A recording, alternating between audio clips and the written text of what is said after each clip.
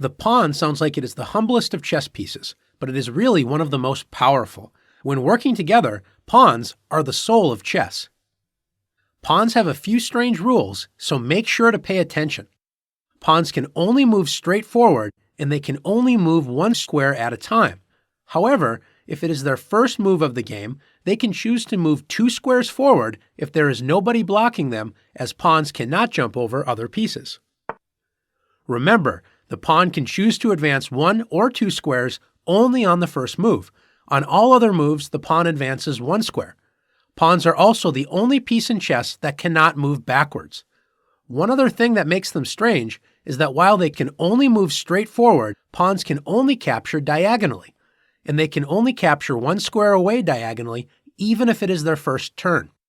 We will explain capturing in one of the next lessons. Let's see some pawn moves.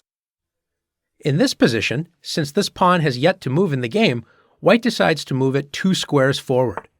Black, on the other hand, only advances this pawn 1 square. Remember, even though you can move your pawn 2 squares on its first move, you're not forced to do so. White now advances the pawn forward, and now both pawns are blocked and cannot move. In this position, how many white pawns can move? If you said 1, you're correct. Notice that this pawn is blocked by the black pawn directly in front of it. Remember, pawns cannot move backwards. White now has the option to move this pawn up 1 square. Notice this pawn cannot move 2 squares forward because the black pawn blocks it. Now it's your turn to practice using the pawns.